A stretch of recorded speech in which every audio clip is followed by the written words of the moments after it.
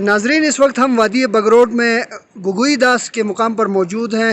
یہاں پر ایک قدیم نقش و نگار یا تحریریں جو ہیں ایک چٹان پہ ہمیں ملی ہیں۔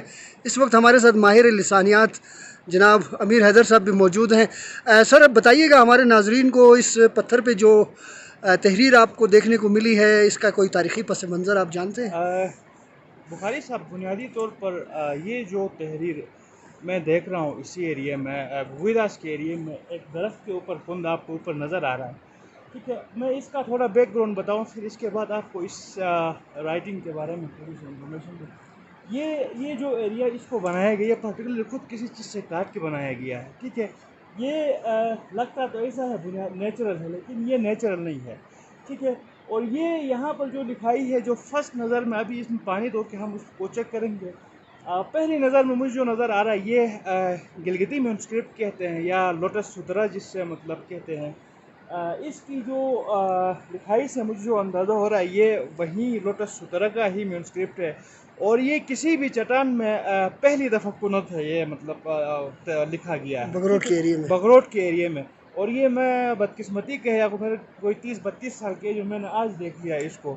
ابھی اس کو ہم پانی چھڑکیں گے اور پھر دیکھ کے اس کی کلوز پکچرز نکالیں گے، پھر اس کو ہم کچھ ڈیکوڈ کرنے کی کوشش کریں گے کہ یہ لوٹس سوترا کے کس اس سے مطلب اس کا تعلق ہے۔ تو بنیادی طور پر یہ وہی لوٹس سوترا ہے۔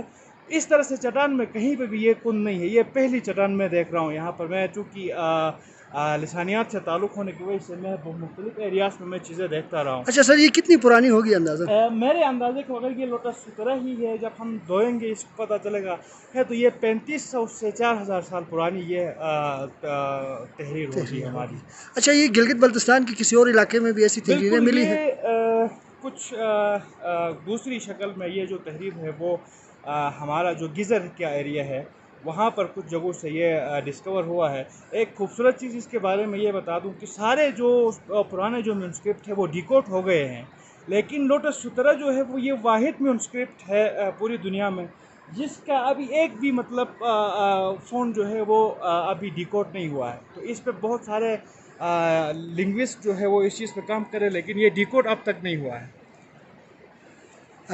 ناظرین، آپ دیکھ رہے ہیں کہ وادی بگروٹ جو کہ انسانی قدیم ترین آبادیوں میں سے ایک ہے، یہاں پر بھی ایسے آثار ملے ہیں چٹانوں پہ، اور آنے والے دنوں میں پتہ چلے گا کہ کیا لکھا گیا ہے۔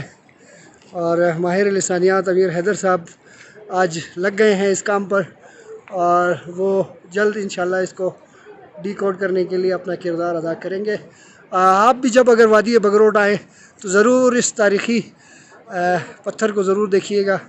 قدیم پتھر ہے، آثار قدیمہ ہے، اور انجوائے کیجیے گا، یہاں سے بہت خوبصورت ویو بھی دیکھنے کو ملتا ہے۔